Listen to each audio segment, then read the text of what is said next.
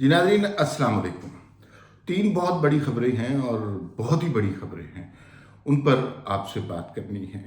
एक तो ये है कि पेशावर धमाके के बाद यूँ लगता है कि एक मुहिम चल रही है और कुछ लोग उसके अंदर अब जो हैं, सम हेड शुड बी रोलिंग। और उसमें ये नहीं है कि कुछ सियासतदानों को सज़ा दी जाएगी, कुछ ब्यूरोक्रेट्स को सज़ा दी जाएगी, कुछ सेनेटर्स को फांसी पे लटकाया जाएगा। ये पुरानी बातें हो गई हैं। अब इदारे के अंदर से कुछ लोगों को सज़ा देने की इत्तलात मिल रही है। वो सारे लोग जो तालिबान के हामी रहे हैं, उनके हवाले से बातचीत कानों में पड़ रही है। तो क्या कुछ लोगों का कोर्ट मार्शल मुतवक्के है, कुछ लोगों के खिलाफ इदारा अपनी कार्रवाई करने लगा है, कुछ लोगों की बड़ी सख्ती आने वाली है।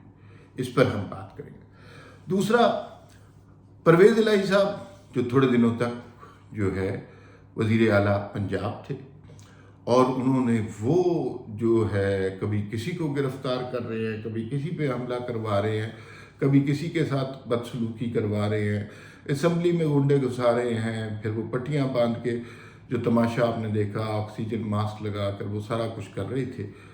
अब टेबल रिवर्स हो गई है। अब निगरान वज़ीर आला मोहसिन नकवी साहब हो गए हैं, जो कि परवेज़ इलाही साहब के रिश्तेदार हैं। और साथ साथ कल रात परवेज़ इलाही के गुजरात वाले घर पे, ज़हूर इलाही पैलेस जिसे कहते हैं, वहाँ छापा मारा गया और बकौल उनके मुलाजमीन को हिरास किया गया, ख़वातीन को हिरास किया गया। परवेज़ इलाही साहब खुद घर में मौजूद नहीं थे, लेकिन ये सब कुछ हुआ। और ये क्यों हुआ? मोहसिन नकवी साहब क्या ये करवा रहे हैं?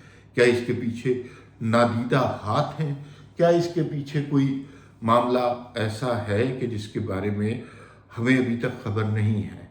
और अगर परवेज़ इलाही के घर पे छापा मारा जा सकता है, तो इमरान खान के घर के में छापा मारने में कितनी ही देर लगेगी? ये कुछ सवालात जो आज हमने डिस्कस करने हैं। लेकिन एक स्टोरी रह गई है, वो बहुत इम्पोर्टेंट स्टोरी है। जंग के रिपोर्टर हैं साले ज़फ़र साहब। वो आपको पता है बड़ी कसीदा गोई के अंदाज में कुछ स्टोरी लिखते हैं।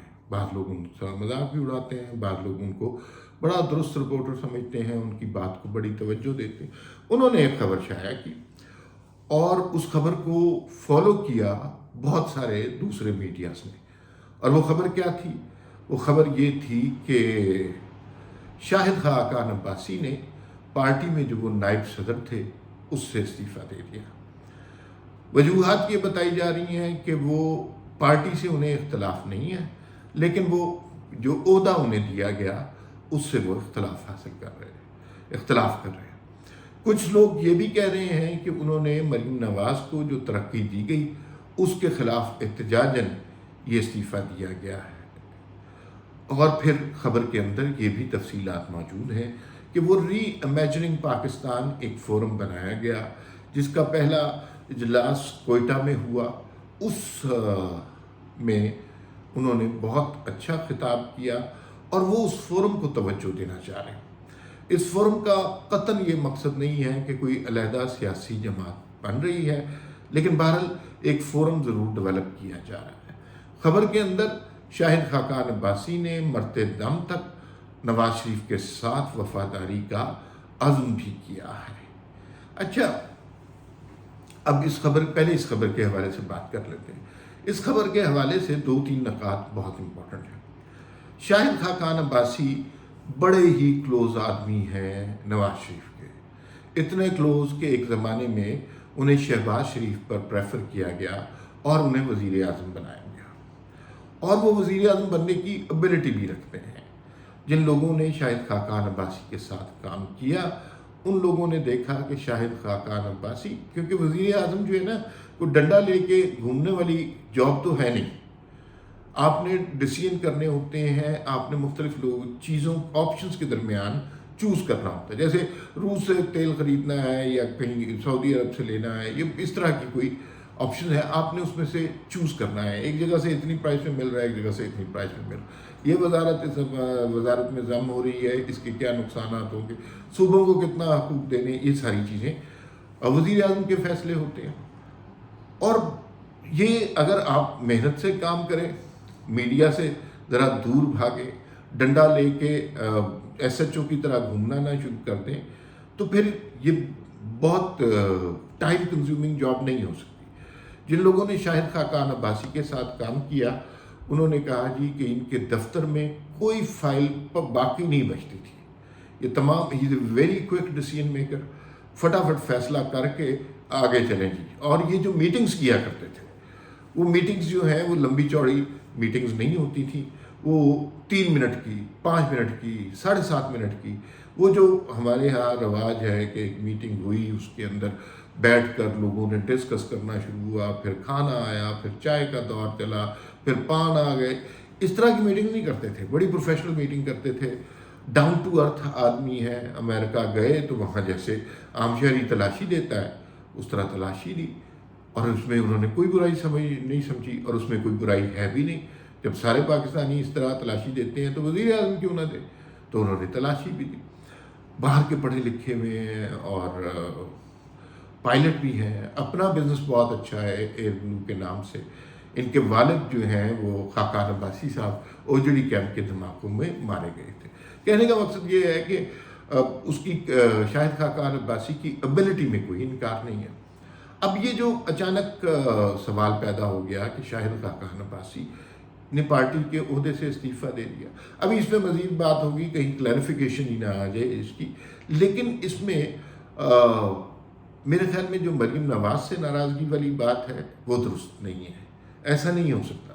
مجھے کچھ اندازہ ہے کہ ان کے مریم نواز کے ساتھ جیسے مراسم ہیں ان کے درمیان اختلافات نہیں ہو سکتی. ہاں البتہ یہ نواز شریف صاحب کی مرضی سے ضرور ہو رہا ہوگا.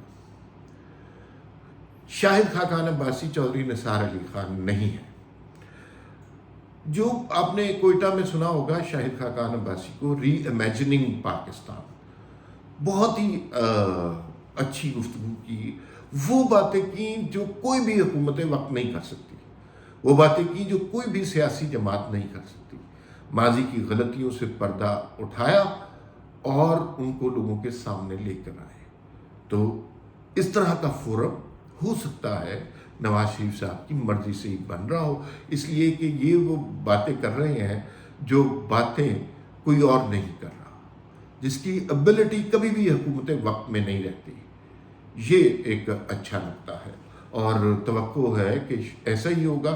شاہد خاقان عباسی اگر پارٹی چھوڑ کے چلے جاتے ہیں تو یہ پارٹی کے لیے بہت بڑا نقصان ہوگا.